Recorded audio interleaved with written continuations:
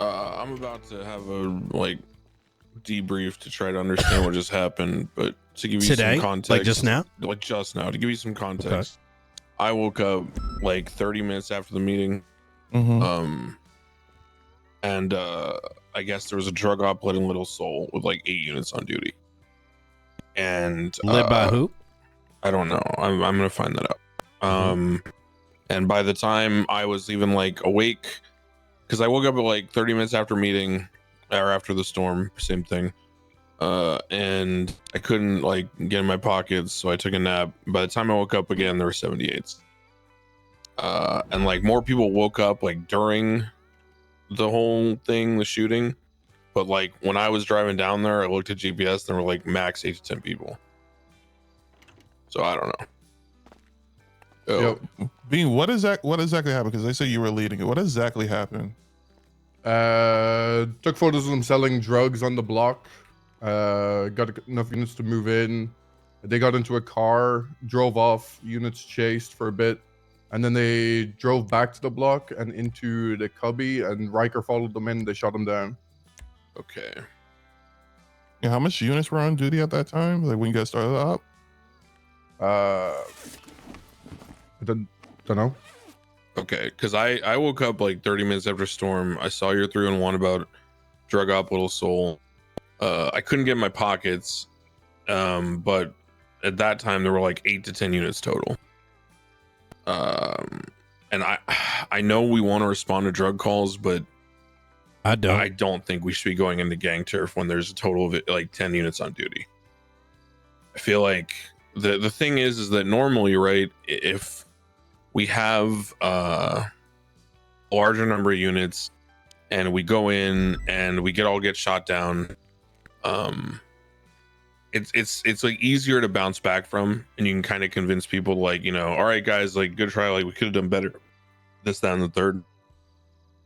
But on a Sunday when we already have low units and people typically already don't come around, if the first thing we do after a storm is go into Little Seoul or like ADMC or Vespucci or wherever and try to like, you know, push their fucking turf and get shot, I feel like it's just going to result on people going off duty, and then like the city has even less cops than we already had.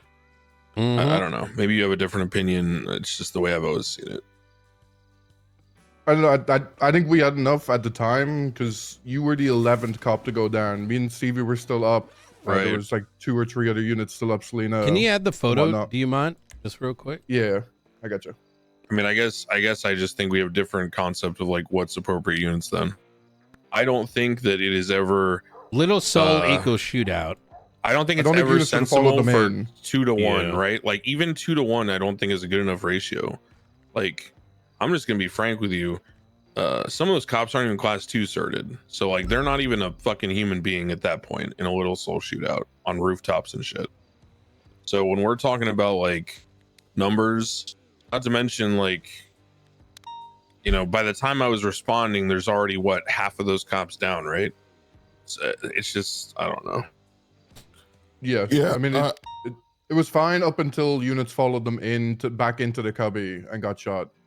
Yeah, that's the one thing. I think we also have to consider, like, I don't want to like stop people from doing if they want to do drug ops, but when you always have to take a look at the dispatch, how much units we have, and be like, okay, we have 11 units on duty. Are we going to go try to bust the most violent gang in the city for some weed right now? Yeah, and also like I think the way to cut through everything is Knight said, right? Little Seoul equals shootout. So if you, as like, let's say a person who likes investigating drug, go down there and take pictures, that's one thing, right? Documenting, you know, building a pattern, all this kind of stuff, getting maybe some license plates, you know, building up like identifications that way, things like that. But if you're going to go in and try to apprehend, you have to know that by doing so, you are almost certainly guaranteeing that every single cop is going to be involved and potentially shot. Because even if the chase goes to, well, like perfect, right? Actually, rephrase that. The perfect outcome of that chase is that you VCB and therefore they don't escalate. But if you guys do your job and you don't VCB, then those criminals and you apprehend the drug seller, they almost certainly know that with their history and with their status, that's going to mean a raid warrant. So then they're going to go all in to get that person back, which means everyone's getting shot. Like, I don't see a good outcome from pushing in and trying to apprehend someone with that little units on duty. Like I said, to me, the best outcome I can see is us VCBing, and that's not a good outcome to begin with. Here's the thing. I think I think you led the scene being. I think as soon as you read the situation in advance, be like, yo, if they go into the cubby, we bouncing out. You know what I mean? And this can be applied to everything. And Riker has a history of that, so that's a whole other subject. It's not your fault, but we'll get into that. it's you're not wrong. We have to assume, this is gonna sound shitty, but I don't really give a fuck. You have to understand that most of our force is not trained to think, right? They're gonna do what's in front of them. It's our job to preemptively let them know, because in the back of your head that might happen. You preemptively let everyone know, yo, if this shit go down, we bouncing. You know what I mean? That way you're kind of hurting them. Because even Riker going in, I don't know if he would have known not to do that, right? Oh, he knows better. He knows way better. But replace him with somebody else, right? Like it was somebody Riker else, this time, no, but Riker someone else knows next much time, better, right? Yeah, so, for sure. But you get my point there, right? And I don't think we need to dive any deeper than that. Like, I mean, shit happened. Yeah, no, I get what you mean. Keep it in mind, going forward. Like, I'm just the only reason I'm like harping on this is because in the past, when we had super low unit numbers as a trend and as a commonplace, there was a pattern of people who wanted to investigate drug calls, setting up stakeouts, moving into apprehend, going deep into gang turf with again, like 6 to 10 units on duty, and knowing for a fact that they were going to like bait everyone else into getting involved. And at a certain point, if other people don't want to only do shootouts, that kind of puts a hamper on anything else they want to do on patrol. But, I think one of the reasons we I'll say we maybe overextended a little bit was because I was looking at the situation of people selling drugs, got photos of one guy selling drugs, and he was going over, pulling out vehicles, going to trunks, and then putting them away and then selling more drugs. So I think once that started happening, we got maybe a little bit too aggressive with it. But I get what you mean. I get what you mean. Yeah, and that's the reason why they're gonna get crazy, right? It's like the same reason why we want to go in is the same reason why we know it's gonna be a shootout. So it's not a big deal. I'm not trying to be like negative. I just I want to make sure that we can preserve the unit numbers we do have on days like this. Yep. All right. Not a big deal, bro. I'm just trying to look out for morale. I want to give you something back though. Did you run the op for the weed down there? Yeah. So I'm just gonna be rather upfront. I don't give a fuck about weed, but that doesn't mean I don't want people looking into it. Just I personally couldn't be bothered. However, whether it's the hidden down in the barrio, whether it is weed something up your alley? Let me start with that. I mean, it's more the drug calls, going for them, and then see what you can build on top of it. Let's start. Fuck chasing. I want us, both departments, start building up these patterns that Crane's talking about. Yeah, for sure. Fuck getting them right then and there. That doesn't do anything, right? You catch them, doesn't do anything, at least right now. Let's start building up fucking patterns. Let's start getting their fucking license plate. They hop in a vehicle, fuck chasing them. Just wait till you see that vehicle again, fucking run the plate, right? And let's figure out who's selling the drugs. And then let's get a fucking phone warrant and start knowing who our real targets are. Now you know the targets. Wait till they fucking sell that shit again. We apprehend them when we got the numbers. And then we fucking kick not only their doors open, but some others. You kind of see where I'm going with this? Yeah, I get you. It's been 2 years since we've been trying to shut shit like this down. It hasn't done anything. Let's step it up. You know what I mean? I think the biggest thing too is that you got to remember that that garage that you see them going out into, that's a public garage. So it's not like it's public garage. So in Little Seoul? Oh yeah, Yeah. that Yeah, one. there's So two of them. there's two. One is the LSPN. Oh, not the cubby. Okay. No, the Lucky Plucker is what it is. Oh. Is what it's called. It's called the Lucky Plucker Garage. If you look on your GPS, there's two right next to each other. One is LSPN, which is the diagonal parking spaces right in front of the building. Lucky Plucker is the one that's inside the old Burger Shot like drive-through area, or whatever. Not Burger Shot, whatever that fucking building was. Okay. So you see how there's that like curved road, and then the garage is right on the inside of it.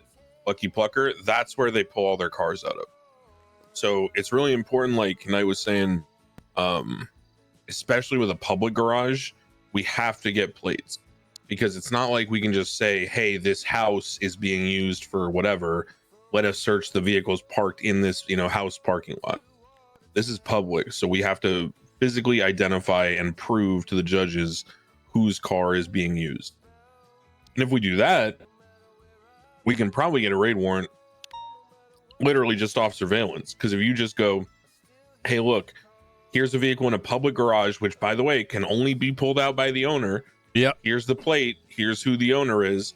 Here's a person going into that car multiple times, then running over, and then you can see them making handoffs, or you can see the drug sale calls coming. Like, that kind of shit is damning. And that hits them way harder than, whatever the fuck. But anyway, I'm not harping on this shit too long.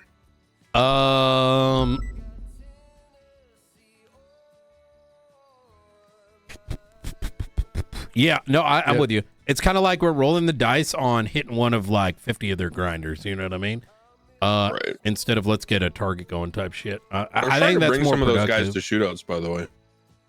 Oh, that's even better. Something to pay attention to. This guy fucking. Remember Night when you called out the Manor in Sandy the other day for me? That thing, that bank truck. You were on a rock and you were calling out them rotating. Yeah. One of the guys we arrested from the Besties is like a not known member. His name was like Alex Jovanovich or something. Yep. And I have never seen him on jobs. This guy Jovanovich? only, I've only seen him as like a, like hanging out on the block type dude. So the fact that he's starting to show up like in the 6 is interesting. Did he spell his second name? I don't fucking know, actually. You'd have to look. It's I think it's like I think I should be on that report. I should be on the shooting report because I was in there 1 second. Night. I'm also doing a little bit of like an investigative thing, kind of a Declan, the Declan know last night. If you want to look at report 30067. Yep. And see what we found in the trunk of this person's car. So I'm gonna be trying to take pictures Bambi of Joyce? the man they're selling. Yep. Well, it was her. Oh yeah, vehicle. that's a crazy one, Night. You should read that. You're gonna go crazy over that, bro. She shows up to an armored car interference, driving a car filled with fucking bank bags and clean cash and dirty cash and weed. Did you bags. crack this tablet open? No, I didn't crack the tablet open. Get a subpoena for that. Okay. That's what tier 1 stupidity, like S tier. You're not, brother. The thing is, she also has no priors of felony intent or like anything. She only has pharmaceuticals. He went for like the research angle, but still crazy. I'm gonna throw you something because I have not had time to do this. I got a pending raid on Conor McGregor. Habibi Manor getting a shootout. Yeah. Connor's vehicle is loaded. These fucking dumb fucks in the Manor go and take the shit from the back. I have to, and we have their blood on scene. I think you were there, right? Remember I got everyone together. I'm like, yo, fuck these guys. Remember that, Romello? Were you there that day? I think I attached late, but I do remember that call. Like, fuck these guys. These guys took something out the trunk. We got the blood of the individuals that yoinked the shit and one of their vehicles, specifically Steve's vehicle, I think it was, with some of the things from the back. And unfortunately, you got to understand, in the back of, so here's part of the problem is like criminals in their mind are still thinking like we need shit like the serial number, because like Steve was like, let me know when you have the serial number of the guns so I can give you, you know what I mean? Like they're sort of like, oh, you don't have anything unless you have this like thing. You know what I mean? The reality is, where I'm going with this is we have a 2-week window that you can utilize some of that if needed to kick some of these doors in, right? Yeah. Because Bean, if you haven't found it yet, profile state ID is 17051. Yeah, I found him. I thought he might have been the guy that we were going after today, but no. Yeah, this guy Knight, this is somebody we should be looking into. 17051 profile. He's got like very minimal charges compared to like anyone else in that gang. He's got like a couple gang related shootings. wait, and who? one like Alexander Jovanovic. 17051 is the state ID. 10, what is it? 17051.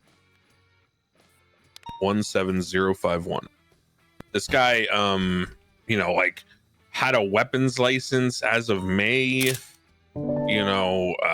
Barely has like probably 3 incidents total of him acting with the besties in any kind of capacity officially. Okay. But yet he owns, multiple like Speedos, right? Yep. And this is a guy who all of a sudden is now showing up on scenes with them. And we all know that those gangs do not let just people with just the rock besties. up. Like actual, he's showing up to like actual bank trucks and shit now.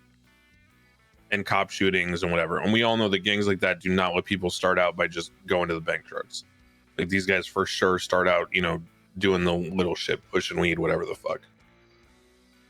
So this is somebody we should probably be looking into because, like I said, he's probably one of these people that we could catch, on the block doing stupid shit. Yeah, I think okay.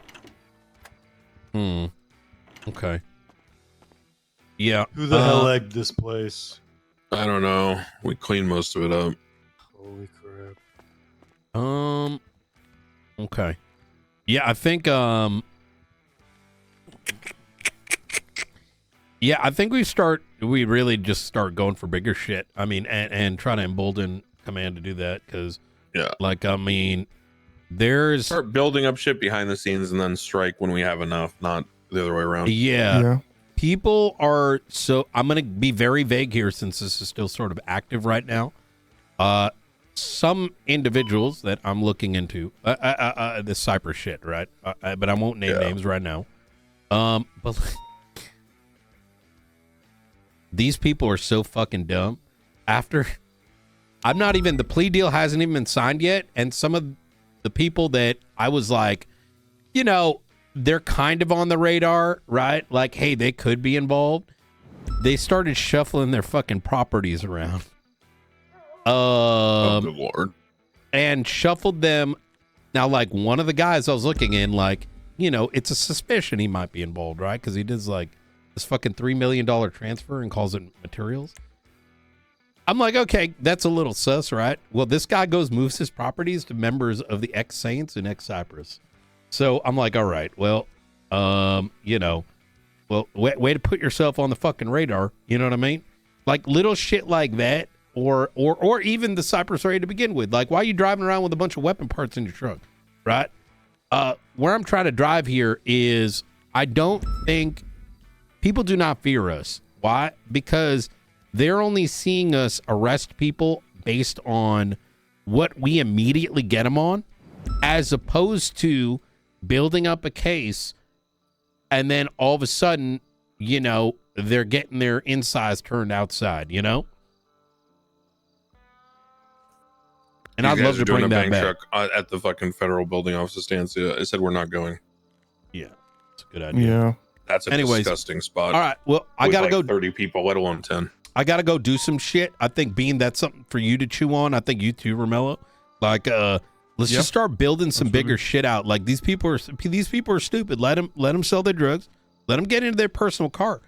Go pull them over for a basic traffic stop after the fact, so that you can ID them and run their plates. Save that shit, right? And then run it back and run it back.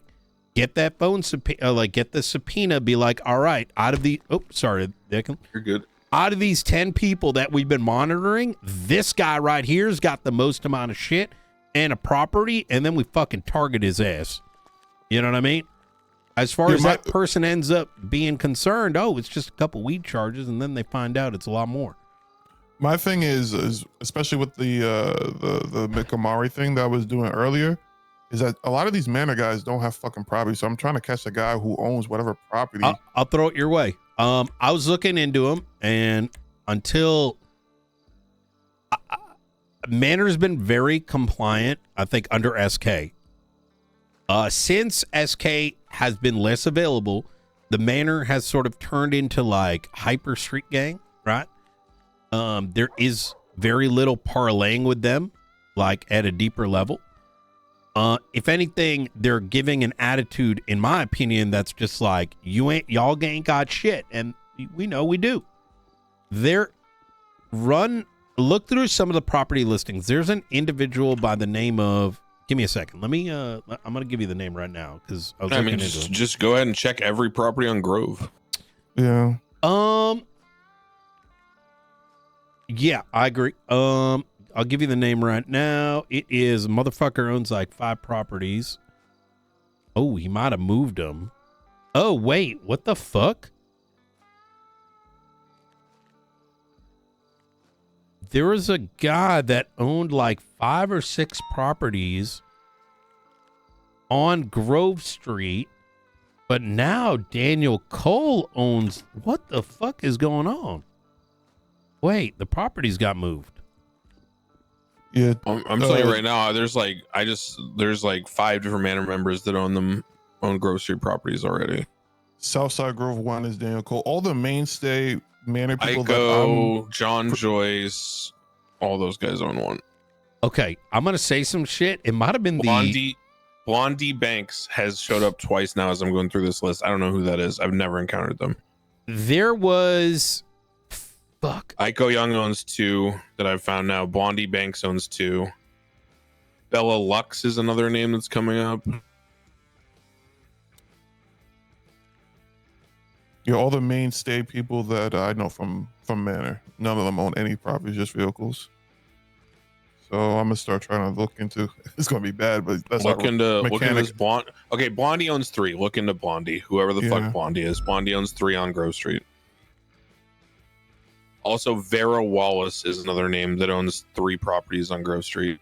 Okay, there's 3 names I found now. Eris Memphis, Vera Wallace, and Blondie Banks.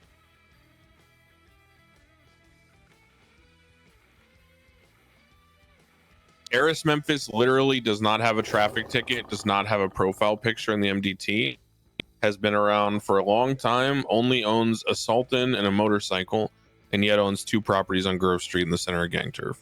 Yeah, Blondie only has an MDT profile and one time 3rd degree speeding. She's clean. Vera Wallace has very limited charges. One times like laundromat, literally probably just one or 2 laundromats. That's it. And this person owns 2 properties on Grove Street as well as something on Grand Sonora Desert Sonora Freeway. So probably one of the trailers out there. So yeah, and it already says in their profile, Manor clean person / property owner ? So those 3 is who I would we look at. need to start cleaning up our profiles. Like, I don't know. Eris that at least Memphis, Vera Wallace, Blondie Banks, those 3. Is that clean? Like, is that attached to anything? Like, you know, Blondie is the clean person. Like, you know what I mean? Like a date or a report. There's literally nothing. It just says DNA collected by Peach G 8/27/24, and this is for Vera Wallace. And then someone just wrote in there Manor clean person / property owner ? No date, no tag, no nothing. Delete it. Okay. Yeah. Some of this, we've got a lot of dumb shit in people's profiles, unfortunately. Blondie Banks. Okay, yeah, Blondie Banks literally just for everyone here for G6. Just for everyone here, when I say that, that's not to say that she wasn't previously a clean person or isn't today. Yeah. But it's like we're not backing it with any. It doesn't mean anything. It's irrelevant. Yeah. It's irrelevant. Yeah, Yeah. they shouldn't be there. It's about as meaningful as me saying she owns 2 properties, and that's already on the profile. Yeah. Yep. Same goes with like the way we've been adding, and I'm being generalizing here, adding tags or removing tags. So someone's like, "Yo, I'm in this gang now," or maybe they don't, right? Or someone's like, "Yo, I'm not in this gang anymore." And it's like, all right, well, do we know that? Like, is there anything that points to it? Like, do we have a blood out scene? Do we see them now operating with someone else? You know what I mean? I'll be honest, the easiest way that I figure out who's in gangs is I just call up the leader and I go, "Yo, do you fuck with this guy?" Yeah, 9 times out of 10, they just fucking straight up tell me. but I'm with you, but that's still like, you know, maybe it's the way I look at it, right? Just as much as I'm not going to trust a criminal to be like, "Yo, we're not selling drugs and we're not doing this." Like, do I really want to take them at their word as to their changes in their leader is one thing. You're right. But I think you see where I'm going with this. Yeah, no, I don't trust the little guys. That's why all the time the little guys will tell me I'm not affiliated. And I'll go, "Oh, I get it. They don't let you claim it yet. You're a hang around. Oh, I shouldn't be talking to you anyway." And then I call insert gang leader name here and I say, "Hey, what's the deal with this fucking so-and-so guy? He's giving me shit in the cells. Like, can you talk to him? Is he with you?" Like, I'm what trying the to fuck's look the problem? And I make for shit the about the guy being photo. a problem. And then the leader, whoever will always be like, "Oh yeah, that's just one of our hang-arounds or our pushers or whatever. I'll deal with it." And so it kind of gives me the info for free by making like a diversion with it. That works best with like Ray, Benji, people like that.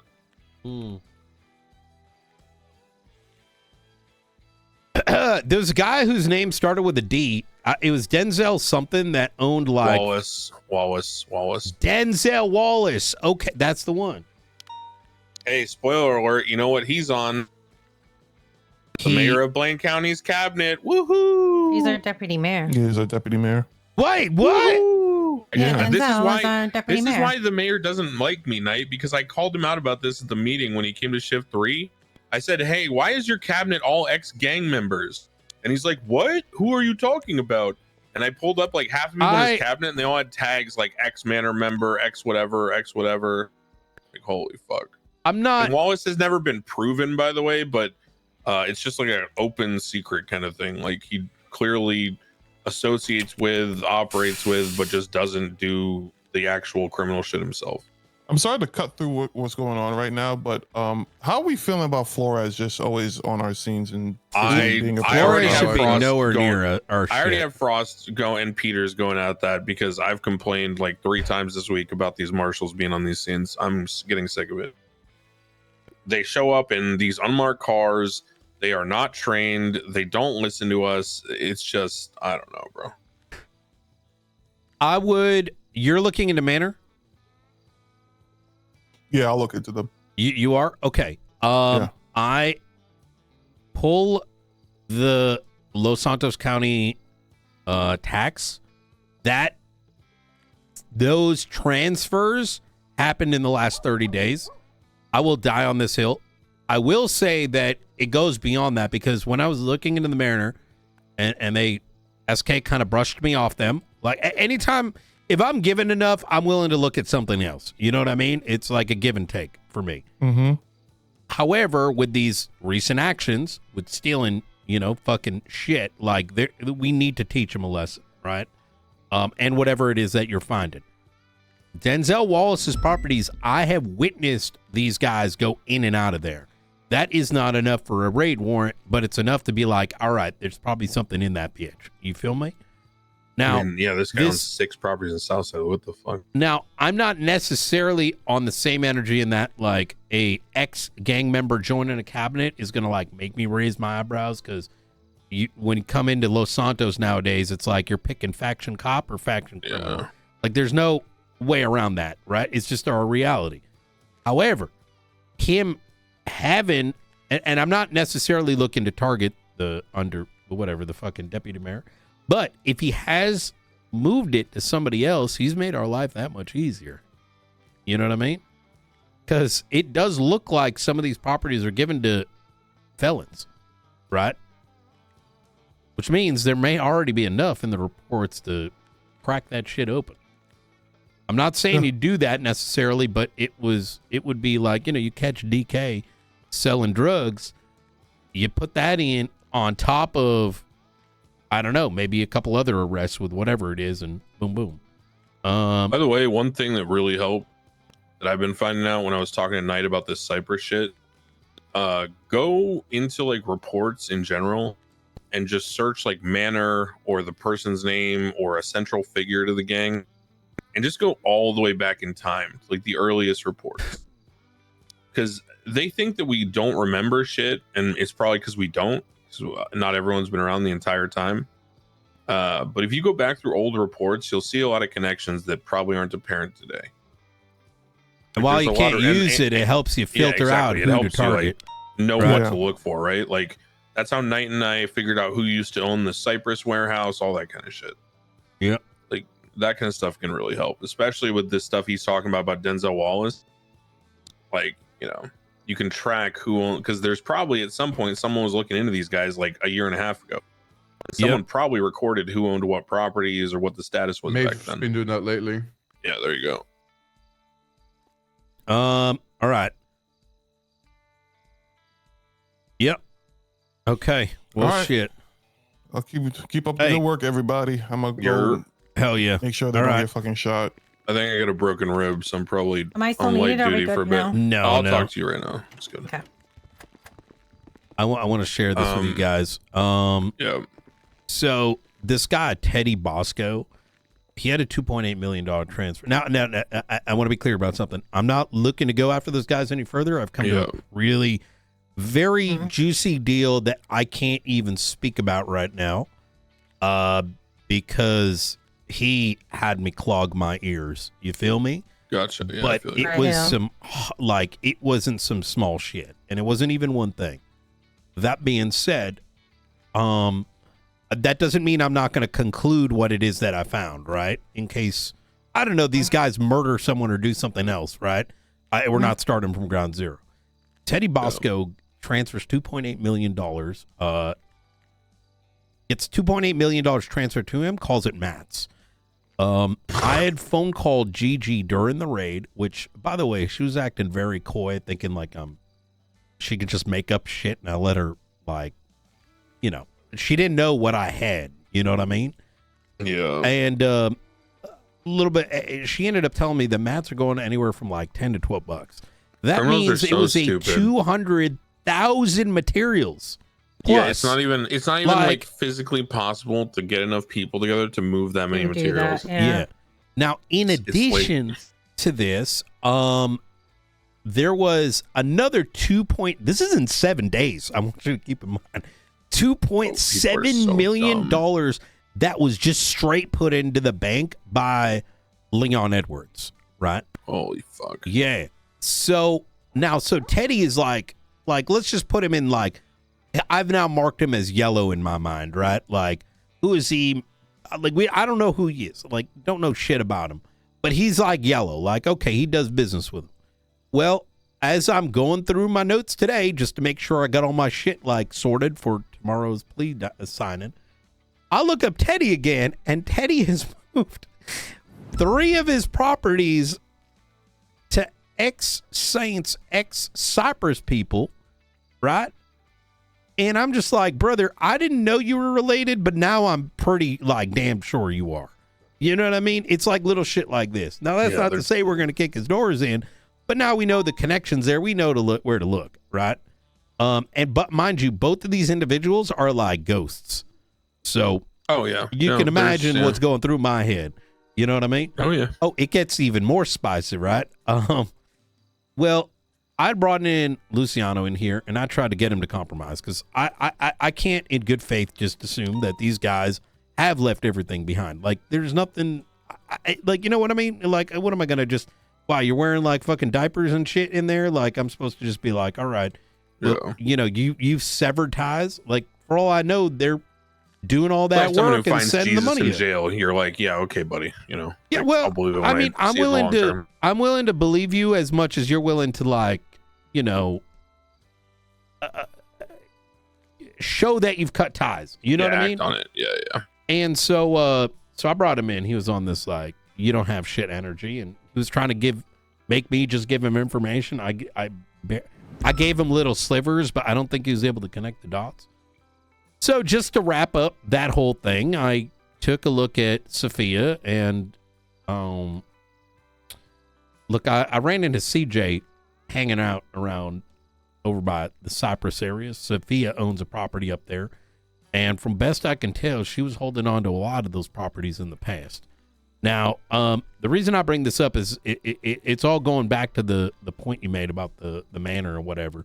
Is like, these aren't things that are going to allow us to act today, but it filters out 90% of who not to bother with and the 10% of who we should bother with. Exactly. Right? When they slip up. So, you know, it's yeah, I'm with you. I'm glad we're starting to do work like this again. I mean, there was a time where I felt like I was the only person like looking into shit this way. Yep. It's a good feeling. Yep. That's right. Oh, I forgot. So Sophia owns not just the building that's right behind Blarney's. She owns all the fucking buildings in the new place. Jesus Christ. I don't know. You know what I'm saying? Like, yeah, we can't act on it today, but like, I mean, listen, Brett, like, why don't you fucking give it to somebody else? You know People what I mean? are lazy, man. They don't want to make new connections. By the way, just as an aside, just because I think this is funny and you'll enjoy this night, you know that back in the day, when I was investigating Polito, and I was investigating what I called the Polito cartel, the big bust that I got was Bjorn slinging weed. I got him on felony possession with intent to distribute. He ran from us on a bicycle and tried to ditch it in a bush before running down onto the beach. And then I found out that the same strain that he was dealing, I'd previously caught two of his friends that live in that house on the corner in Polito doing a weed run down in the south side in a stolen car. And I let them go because it was like a little amount, but I wrote their names down in the strain. And I found out that that strain was coming out of Polito. And basically it was Bjorn and his friends, and then also Sonia Summers and her gang, which was called C4. So some fun history. Oh, now Bjorn's a cop. Hell yeah. I used to go up there and just fucking harass the shit out of them all day long. Yep. Oh man. All right. Well, Stevie, TLDR very short because we already hashed it out with the people involved. I'm just bringing it to you because you know your shift, Captain. I just basically made like a generalized comment with Knight's support and like, you know, Knight kind of finessing the way I'm trying to approach it because I'm kind of tired out of it. Basically just saying to Bean, hey man, you know, when we have low unit numbers and we're trying to do like work on drug calls, let's not try to, you know, finish the call there and then. Like, let's be smart. If we're going against like, you know, Vespucci or Mirror Park, you know, or Little Soul or Grove Street or one of these like known violent gang turfs, let's do our observation. Let's get some license plates. Let's try to get photographs of handoffs. Let's build like documentation over time. Let's not try to like swoop in and apprehend people in the cubby. Because apparently, according to Bean, what happened is he thought they had, I disagree. I think there was like more like 8 at the time that I got on duty and went down there. But he said he thought they had 11 units, which I don't think is even close to enough. And he said that when they got in the chase, that Riker pursued the suspect into the cubby. And that's what caused the 78s. And that's what, you know, led to the whole thing. And I was just kind of giving him general perspective on, you know, morale, unit numbers. I agree. Sundays in general, right? So in general, I mean, I agree with you, and I think especially for weed, there has to be a longer term investigation with these guys because rolling in and trying to grab them just isn't working. yes, and it's just there's no point. We're just we're getting like, a little bit off the street. Who gives a fuck? You know what I mean? Like really, who gives a shit though? At best, the highest level success you will have, and I've done this before, trust me, the highest level success you can get is you happen to catch a pusher who has 2 priors for drug sales. And this is your 3rd, and you get to push drug trafficking. And at best, you raid all their properties. You might find a little bit more weed, a couple guns, some money, and then you give them a plea deal for like a couple $100,000, and you pat them on the butt and send them on their way. Yep. It is not worth, you know. Yeah, no, I agree. I'm the with you on 9 that. times out of 10 we get wiped. So Yeah, just a small thing. Just want to make sure we're on the same page. Nope, And I'm relay on the that I same had page, I that agree. conversation with your sergeant. So All right, perfect. No, I appreciate that. cool. Thank you guys. Yeah. I'm gonna Anyway, go back I to more stuff got to like do. a fractured rib, so I'm gonna fucking take it easy. All right. Well, Thanks for the convo night. yeah, absolutely.